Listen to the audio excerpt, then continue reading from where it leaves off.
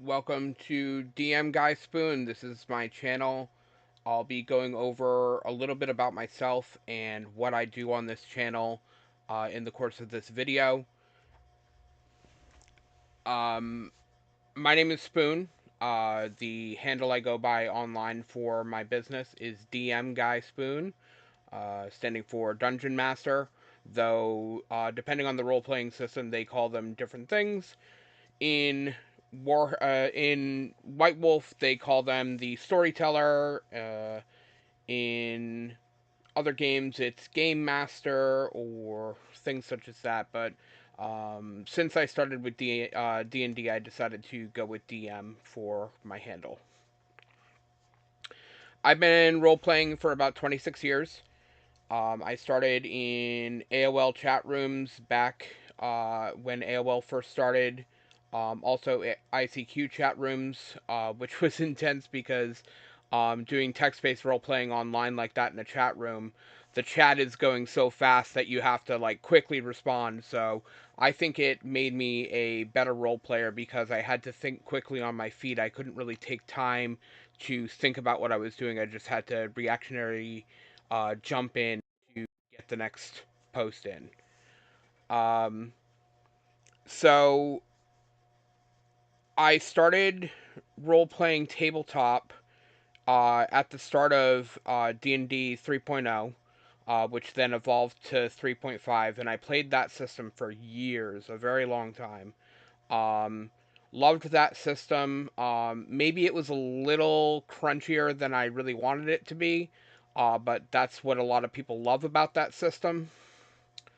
From there, I got into World of Darkness. As you can see behind me, I've got a ton of World of Darkness books. It's one of my favorite settings. Um, I prefer second edition, though 20th anniversary is really good, and I'm really enjoying the 5th edition system so far. I actually run a 5th edition game right now, which is shaping up to be pretty cool. I've played dozens of systems over the years.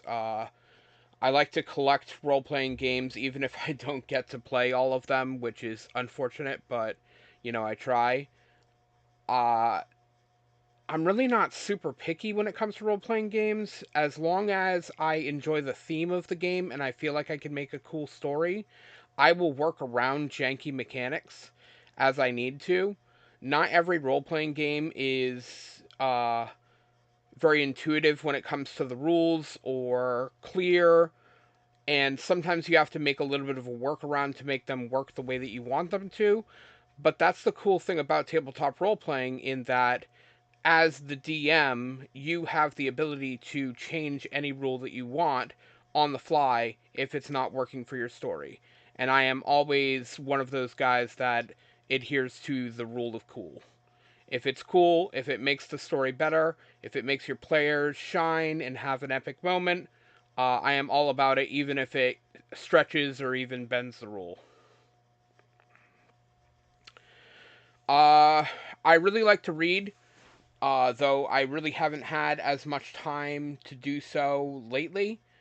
Stuff that I normally like to read, I really like the Star Wars novelizations, particularly the EU before the sequel trilogy and all of that came out. The Young Jedi Knights leading into New Jedi Order, leading into Legacy of the Force is probably my favorite series. I also really enjoy Conan novelizations.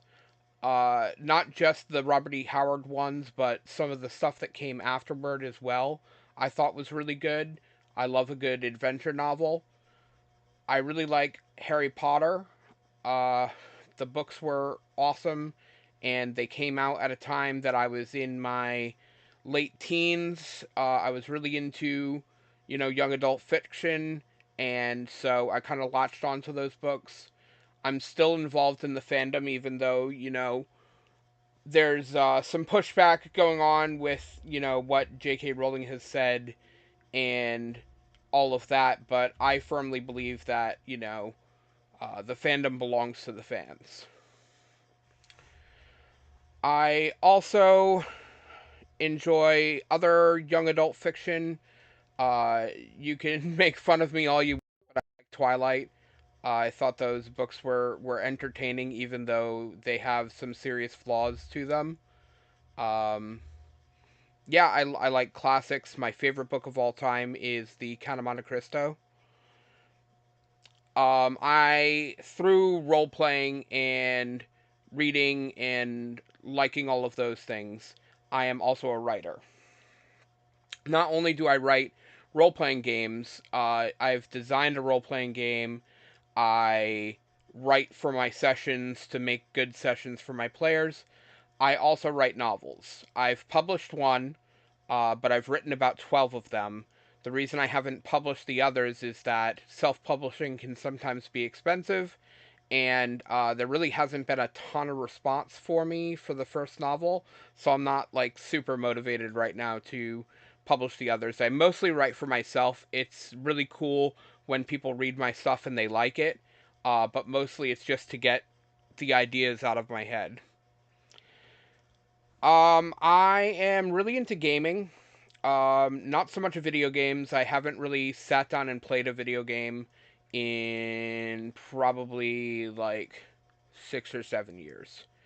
I'm so busy doing tabletop or card games that I just don't have a lot of time to play video games. And I was recently diagnosed with ADHD, which would have been great to know, in my earlier life. So those meds could have helped me focus a little bit better. But um, because of that, I have a hard time sitting down and uh, playing a video game or watching a long movie or something like that. It's just tough for me. But as far as gaming goes, I like board games, role playing games, obviously, card games. I casually play Magic the Gathering, very casual. I've got a couple of decks that are decent, but most of my stuff is kind of janky. You can see some of my Magic decks behind me. I also play Lorcana, though I haven't played as much recently. I recently got into Star Wars Unlimited, which is the Star Wars TCG, and it's awesome. It's really cool.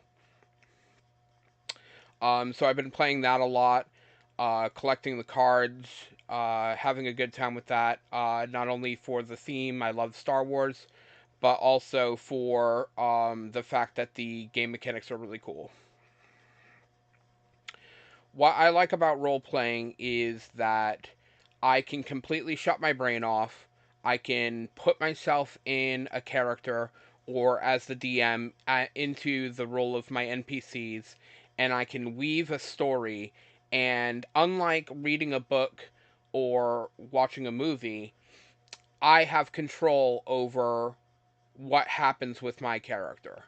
So I can do whatever I want to do, and it's up to the DM or my players to react to what I'm doing and tell me how it goes. Which I think that interaction makes the situation a lot more engaging than just sitting and watching a movie or reading a book.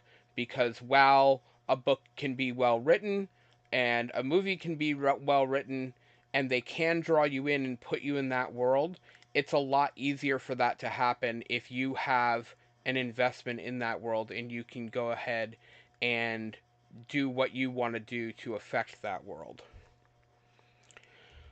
So the main reason I have this channel is because I have started my career as a pro DM.